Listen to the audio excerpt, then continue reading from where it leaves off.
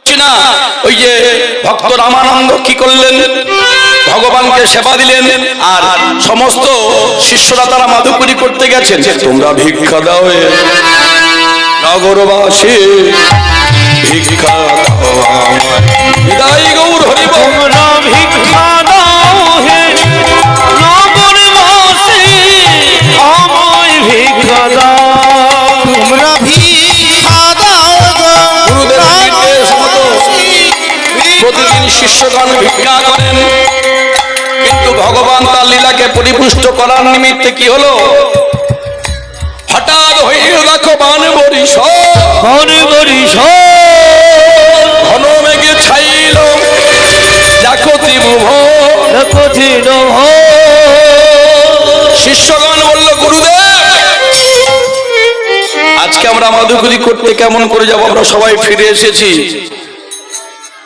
ভগবানকে কি করে সেবা দেব? ঘন ঘন বাজ পড়ছে, বৃষ্টি পড়ছে, সমস্ত শিষ্যগণ ফিরে এলো। একটা ছোট্ট ছেলে মায়েরা অনুরাগ কাকে বলে দেখুন, যার হয় তার হাতে হয়, যার হয় না তার আশিতে হয় না। ছোট্ট ছেলেটা এসে বলল, গুরুদেব আপনি আমার মাথায় হাত দিয়ে আশীর্বাদ করুন, আমি যাব ভগবানের জন্য ভিক্ষা করতে। তুই যাবি? ওরে তুই তো ছোট ছেলে, সবে কদিন আগে আশ্রমে এসেছিস। ওরে বটুক, না না আমি তোকে যেতে দেব না। গুরুদেব, গুরু কৃপা হলে জগৎ সংসারে সবকিছু সম্ভব, কৃষ্ণ কৃপা জগৎময়, কিন্তু জগতে গুরু কৃপা কোনো কোনো ভগবান জনে পায়। ঠাকুর কি করলেন, দে সালা দে তোর বকল মা, তুই আমায় দে। বর্তমান দিনের গুরুগুলো আমরা কি করি, কানে দিয়ে ফিস ফিস মাসে মাসে নয় বছরের শেষে বার্ষিকটা পৌঁছে দিস। ঠাকুর রামকৃষ্ণ পরামর্শ করে, নাম করবি সকালে করতে পারবো না, বিকেলে করবি তাও পারবো না, রাত্রে করবি তাও পারবো না, তবে যে তোকে যখন শিষ্য বলেছি তোর সমস্ত যা কিছু আছে পাপ তাপ তুই সব আমায় দে, আর আমার যা কিছু ভজন ভজন সব আমি তোকে দিয়ে দিলাম। এই হচ্ছে গুরুদেব। ছোট্ট ছেলেটা বলল, আমি যাব ভিক্ষা করতে, চললো। এত বলি ব্রহ্মচারী,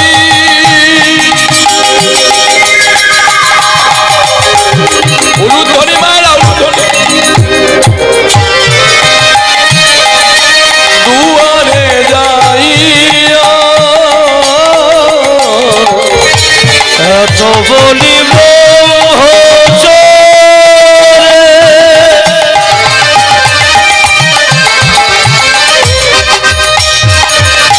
দুয়ারে যাইয়া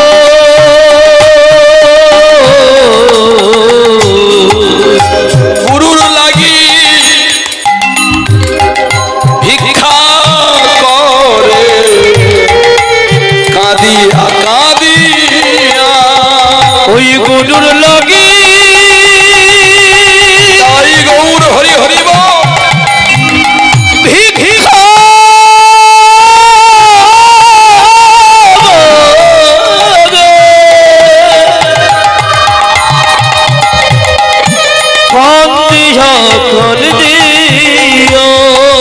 ভগবানের এমন নিয়ম, ভগবান পরীক্ষা না মায়েরা, পরীক্ষা শুধু পরীক্ষা। আর যারা ভালো ছেলে, যারা পড়াশোনা করে, তারা পরীক্ষা দেখে কখনো ভয় পায় না। টানা 2 বছর ধরে পড়াশোনা করে উচ্চ মাধ্যমিক পরীক্ষায় 3 ঘন্টার উত্তর লিখতে বসতে হচ্ছে। তাহলে সারা জীবনের প্রশ্ন যে ভগবানের চরণে, সেই ভগবানের জন্য আমরা কতক্ষণ সময় দিয়েছি, নিজের বিবেক দিয়ে প্রশ্ন করতে হবে। কোনো কিছু তো এমনিতে পাওয়া যায় না, পাওয়া যাবে না। প্রহ্লাদকে ফেলে দেওয়া হলো পর্বত সিংহের উপর থেকে, সে যদি খাদে পড়ে বসে বসে হরিনাম করতে পারে, এই বিশ্বাসটা নিতে হবে। যদি স্বামীর প্রতি স্ত্রীর বিশ্বাস না থাকে, সে সংসার অচল। বর্তমান সেই শিক্ষাটা আমরা দিতে পারছি না। বাবার ফোন নাম্বারের পাশে ছেলে ভাইরাস লেখা আছে, সেভ করা আছে। কারণটা কি? আমাদের অধোগতি। আমরা গৌরাঙ্গের প্রেমটাকে আমরা নিজেরাও গ্রহণ করিনি, আর আমার সন্তানদেরকেও দিতে পারিনি। আমরা আমাদের বাপ মাদের সম্মান করি না। ভগবান একবারও বলেননি যে তুমি কাশী প্রয়াগ বৃন্দাবনে ঘুরে বেড়াও, মানুষের সেবা দাও, হরিনাম করো না। প্রথমে বলেছেন যতই যাও না মন্দির মসজিদ, যতই যাও না তুমি তীর্থস্থান, আর নিজের ঘরের পিতামাতাকে প্রণাম করলে তুমি তবেই পাবে ভগবান। হরিনাম শুনলে কি হবে? কাজে লাগাতে হবে তো। যখন হাত পেতে ভিক্ষা করছেন দেখলো সমস্ত দরজাগুলো বন্ধ, সবই তো তার লীলা, সবই তার খেলা, তাই নয় কি? এই মানুষ উঠে চলে যাচ্ছিল, সবাই আবার বসে পড়েছে। তার একটা ইশারা ছাড়া জগতে কিছু সম্ভব নয়, এটা মনে রাখতে হবে। ছুটতে ছুটতে গিয়ে দূর থেকে একটা কণ্ঠস্বর ভেসে এলো, এই ব্রাহ্মণ, তোকে তো কোনোদিন দেখিনি, এইখানে আয়। প্রচন্ড ঝড়ের ভিতরে, জলের ভিতর থেকে ছুটতে ছুটতে গিয়ে বলছে, আমি এসেছি, আমার গুরুদেব বিষ্ণু পূজা করবে, আমায় একটু ভিক্ষা দেবে, মুষ্টি ভিক্ষা। আরে বাবা, তোকে ভিক্ষা দেওয়ার জন্য আমরা স্বামী স্ত্রী দুজনে দাঁড়িয়ে আছি। স্বর্ণ পাত্রে করে অনেকগুলো তন্ডুল সবজি নিয়ে দাঁড়িয়ে আছে। ছোট্ট ছেলেটা বলছে, না না, আমার স্বামী, আমার গুরুদেব, আমার গুরুদেব, আমার স্বামী রামানন্দের নির্দেশ প্রতিদিন মুষ্টি ভিক্ষা।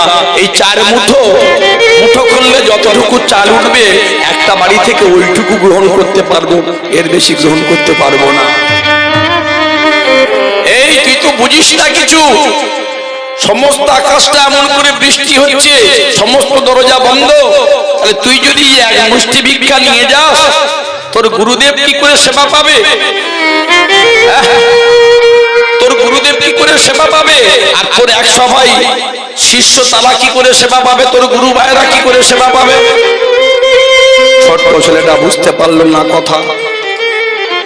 যেই নাকি নামাবলিটা বাড়িয়ে দিয়েছে, স্বামী স্ত্রী 2 দম্পতি তারা কি করলেন, সেই চাল ডাল তন্ডুল নিয়ে নামাবলির মধ্যে ঢেলে দিয়েছে। আর বড় আনন্দ হয়েছে, আজকে ভগবান উপবাসী হতো।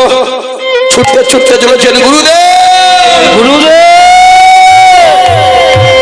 এইবার চিৎকার শুনে সমস্ত গুরু ভাইরা বেরিয়ে এসে বলছে, এই তো দেখো দেখো, যে কর্ম আমরা করতে পারিনি আজকে সেই কর্ম করেছে ওই যে ছোট নাম তার বটুক, সেই বটুক ব্রাহ্মণ।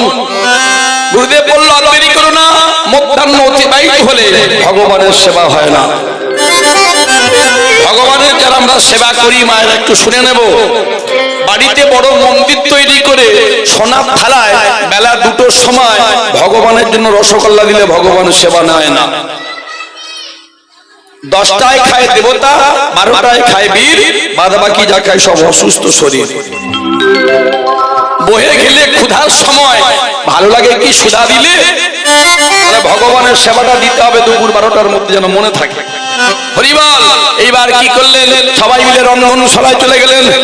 সকল সন্ন্যাসী মিলে আনন্দ অন্তরে, ওই সকল সন্ন্যাসী মিলে আনন্দ অন্তরে, উলুধ্বনি সন্ন্যাসী মিলে আনন্দ অন্তরে, গুরুদেব চলে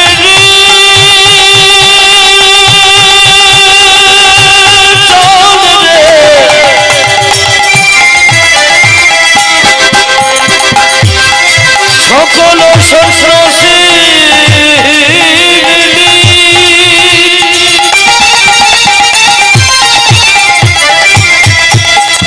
ওই আনন্দ হরি হরি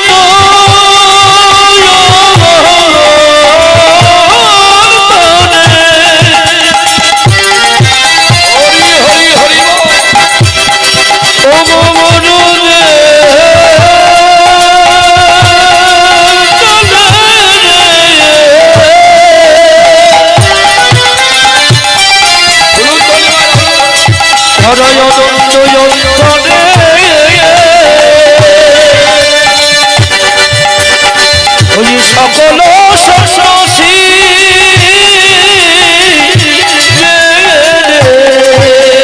সকল সন্ন্যাসী আনন্দ অন্তরে। এবার ভক্তির পাত্র লইয়া গেল রন্ধনেরই ঘরে, ওই ভক্তিপত্র লইয়া গেল রন্ধনের ঘরে, এবার ভক্তির পাত্র লইয়া গেল রন্ধনের ঘরে। এবার ভক্তিযুক্ত হইয়া ভোগ করিল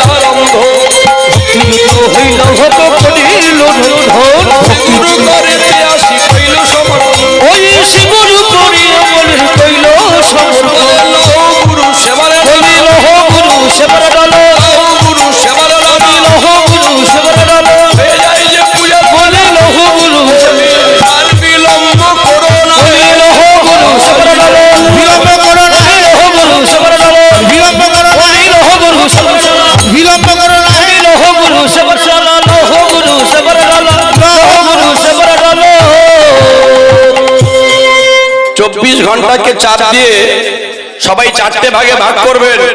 একটা ভাগ সংসারের জন্য দেবেন, একটা ভাগ সন্তান প্রতিপালনের জন্য দেবেন, একটা ভাগ নিজের জন্য রাখবেন শরীর চর্চার জন্য, আর একটা ভাগ গোবিন্দ সেবার জন্য রাখতে হবে।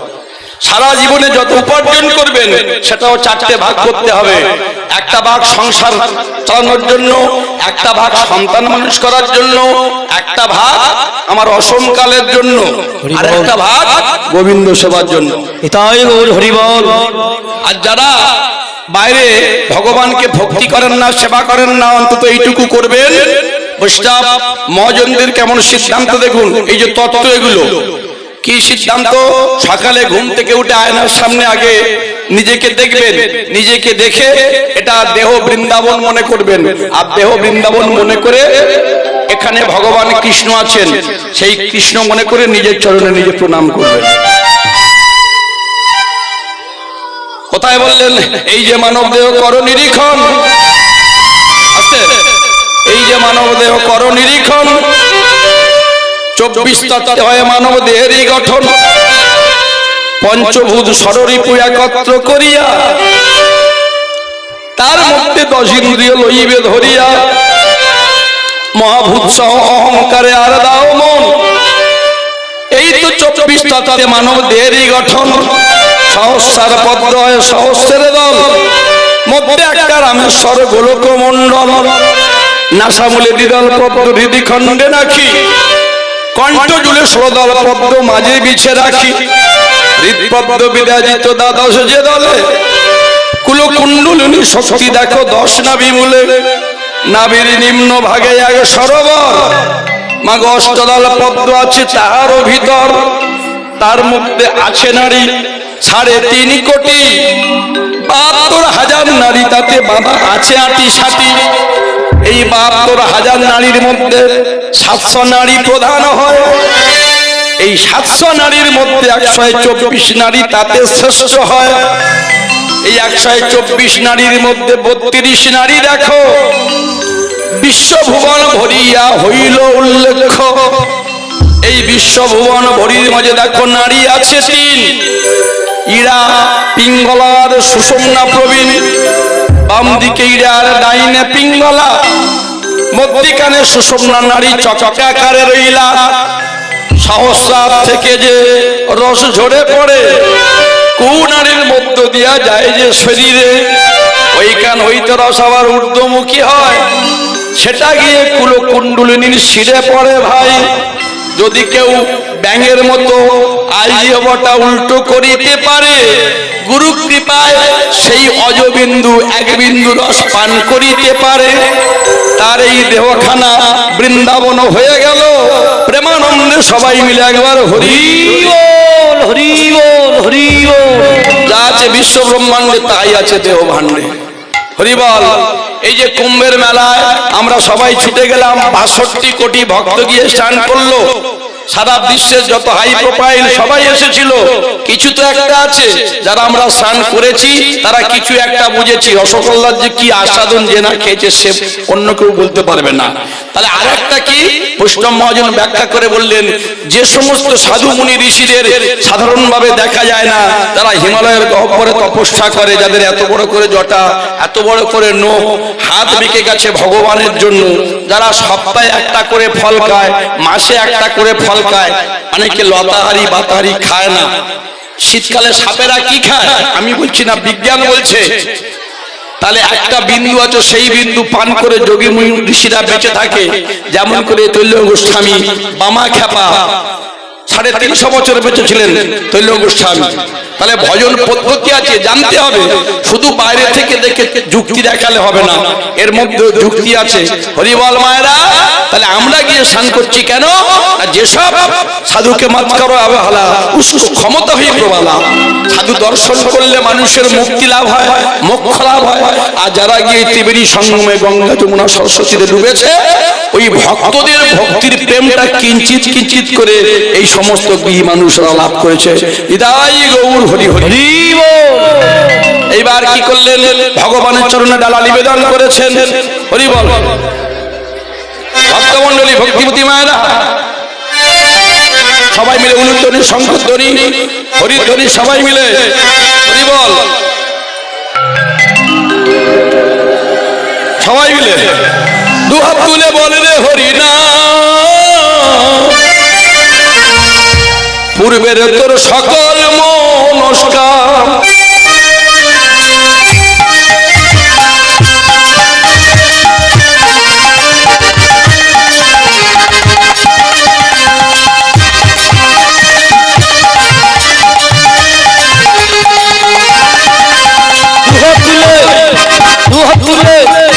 দুহাত তুলে বলে রে কৃষ্ণ না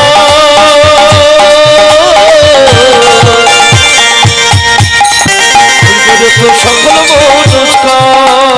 প্রেমানন্দে বাহু তুলে নাচো রে মোর কৃষ্ণ বলে আনন্দে বহু তুলে নচর হরি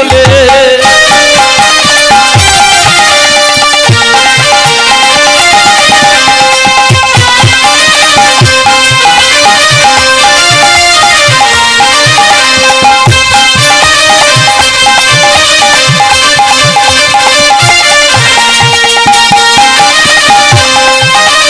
প্রেমানন্দে বাহু তুলে নাচো রে মোর কৃষ্ণ বলে আনন্দে বহু তুলে নচর হরি বলে পাপি তাপি তোরে গেল মহানামে বল হরি নাম সকল চরখানে পাপি তাপি তোরে গেল মহানামে বল হরি নাম সকল চরখানে শহরে গিয়ে গাইব কৃষ্ণ না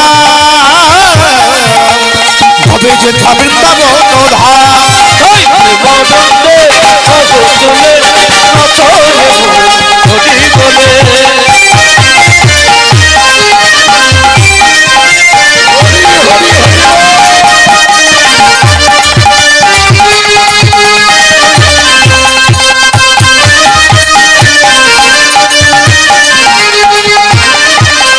হরে কৃষ্ণ কৃষ্ণ কৃষ্ণ সবাই গান হরে রাম হরে রাম রাম রাম হরে হরে বলো হরে কৃষ্ণ কৃষ্ণ কৃষ্ণ হরে হরে হরে রাম হরে রাম রাম রাম হরে হরে হরে কৃষ্ণ কৃষ্ণ কৃষ্ণ হরে হরে হরে রাম হরে রাম রাম রাম হরে হরে হরে কৃষ্ণ কৃষ্ণ কৃষ্ণ হরে হরে হরে রাম রাম রাম হরে হরে प्रेम से बोलिए भाई राधा रमन की राधा रानी की श्याम सुंदर की পিতাই গৌর কৃষ্ণ প্রেমানন্দ হরি হরি বল দেরি হয়ে গিয়েছিল স্বামী রামানন্দ তাড়াতাড়ি করে ওই যা ভিক্ষা করে এনেছিল মায়েরা নিয়ে নিবেদন করে দিয়েছে ভগবান বিষ্ণুর চরণে অপরাধ হয়ে গেল 64 প্রকার বৈষ্ণব অপরাধের মধ্যে একটা সেবা অপরাধ তুলসী পত্র না দিয়ে সেদিন ডালা নিবেদন করলো ভগবানের চরণে খুব অপরাধ হয় বাবা ও মায়েরা এখন যখন নিবেদন করে এইবার কিছুক্ষণ পর যখন মন্দিরের দরজাটা খোলা হয়েছে বাবা প্রতিদিন ভগবান এসে সেবা করতেন আজকে কিন্তু ভগবান এসে সেবা করেন কিন্তু কি করব মন্দিরের মধ্যে গিয়ে চিৎকার করে ডাকলো ও হে নারায়ণ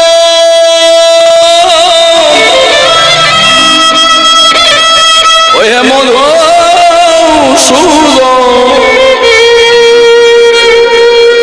ওই হে নারায়ণ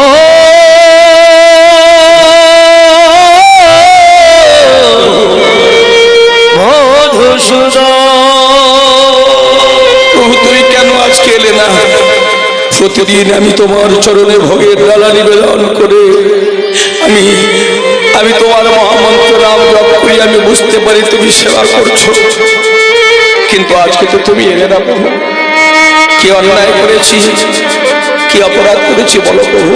হরি বল। অন্তর্যামী ভগবান চিন্তা করলেন, ভক্তকে যদি ভুলটা না ধরিয়ে দিয়ে জগতের মানুষ এমন ভুল প্রত্যেক দিন করবে। রামানন্দ চমকে উঠলেন, প্রভু তুমি এসেছো, তুমি যখন এসেছো মন্দিরে তাহলে কই তুমি সেবা করলে না প্রভু। হরি বল। কি করে করব? তুমি তো জানো তুলসী পত্র না দিলে এটা হিরণ্যকশিপুরের সেবায় চলে যায়, আর তুলসী পত্র দিলে বৈষ্ণবের সেবায় লাগে, বিষ্ণুর সেবায় লাগে, কৃষ্ণের সেবায় লাগে। প্রভু আমি অন্যায় করেছি, আমি অপরাধ করেছি প্রভু, আমি দেরি হয়ে গেছে দেখে আমি তাড়াতাড়ি করে তোমার তুলসী পত্র ছাড়া তোমার প্রসাদ নিবেদন করেছি।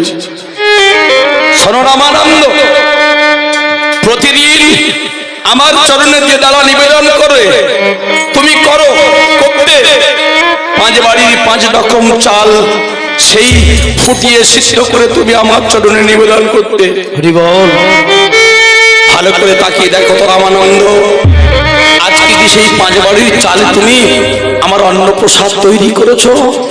ভালো করে লক্ষ্য করে দেখলেন, তাই তো না, না 5 বাড়ির যদি চাল হবে কোথাও থাকবে জ্যোতি ধরা, কেউ দেয় 1 মুঠো আতপ, কেউ দেয় 1 মুঠো সিদ্ধ, কেউ দেয় ধান যুক্ত, কেউ দেয় কাপড় যুক্ত, আবার কেউ দেয় একটু ডাল, আবার কেউ কিছু না দিয়ে শুনিয়ে দেয় অনেক গালাগাল। প্রভু প্রভু আমার এক শিষ্য, আজকে নতুন শিষ্য, ও তোমার জন্য আজকে মুষ্টি ভিক্ষা করতে গিয়েছিল প্রভু। ভগবান বলল যে অপরাধ তুমি আর তোমার শিষ্য করেছো। শোনো, আজ থেকে এই মন্দিরের বিগ্রহের মধ্য থেকে আমি যেমন করে প্রতিদিন তোমার কাছে প্রখর হতাম, আজকে থেকে সারা জীবনের জন্য আমি অপ্রকট হয়ে গেলাম। যেদিন তোমার শিষ্যের ভজন পূর্ণ হবে সেই ভজনের ফলে তুমি আবার আমায় দর্শন পাবে। আছাড় খেয়ে লুকিয়ে পড়ল স্বামী রামানন্দ। ওগো নারায়ণ, ওগো নারায়ণ,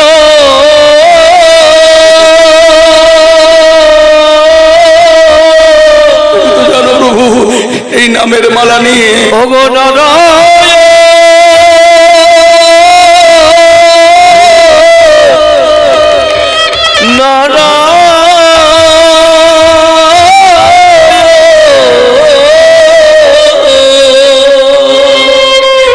এই নামের মালা নিয়ে আমি জীবনটা তোমার চরণে সমর্পণ করে দিয়েছি। তুমি যদি চলে যাও প্রভু, বলতে পারো প্রভু আমি কি নিয়ে, আমি কার জন্য এই মন্দিরে বসে থাকবো? আরেকটি বার দেখা দাও প্রভু, আরেকটি বার কৃপা করো, আরেকটি বার কৃপা করো। ভগবান অন্তর্ধান হয়ে গেছে। গুরুদেব বুঝতে পারলেন, মুহূর্তের মধ্যে সংজ্ঞা ফিরে এলো, আর মনে মনে চিন্তা করলো, কে আজকে মাদকুড়ি করতে বলেছিলাম মুষ্টি ভিক্ষা, কিন্তু কে স্থূল ভিক্ষা করেছে? বিষয়ের অন্ন খাইলে মলিন হয় মন, মলিন হয় মলিন মনে নাই হয় শ্রীকৃষ্ণ ভজ, শ্রীকৃষ্ণ ভজ। বিষয়ের অন্ন খাইলে মলিন হয় মন। মানুষ শ্রাদ্ধ বাড়িতে অনেকে খায় না, কেন খায় না? যদি তার সমাজ হয়, ভক্ত সমাজ হয়, যদি তিনি শ্রদ্ধাবান লোক হয়, যদি তিনি ভক্ত লোক হয়, তাহলে তার শ্রাদ্ধ বাড়িতে খেলে কোনো দোষের হয় না। হরি বল।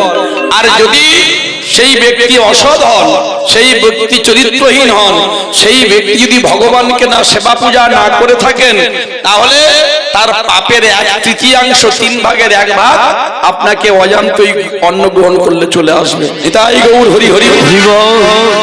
গরুর পুরাণে দেখে নেবেন, গরুর পুরাণে আছে, গরুর পুরাণে পাবেন এগুলো। হরি বল। ভক্তমন্ডলী, ভক্তিমতী মায়েরা, এইবার স্বামী রামানন্দ বাইরে বেরিয়ে এসে বলছেন, শিষ্যগণ কে করেছে আজকে স্থূল ভিক্ষা? আমি তো বলেছিলাম মুষ্টি ভিক্ষা করতে। গুরুদেবের সেই রুদ্র মূর্তি দেখে সবাই রেখে দিল। গুরুদেব, ওই যে নতুন ছেলেটা এসেছে, পটুক ব্রাহ্মণের ছেলে, আজকে ওই করেছে ভিক্ষা। বলল গুরুদেব কি হয়েছে গুরুদেব? চুপ কর নরাধম, নরকের কি খবরদার বলছি এই মুখে তুই আমায় গুরুদেব বলে আর ডাকবি না। গুরুদেবের কাছে এসে দাঁড়িয়েছেন ছোট ছেলেটা। গুরুদেব কি হয়েছে আপনি বলুন।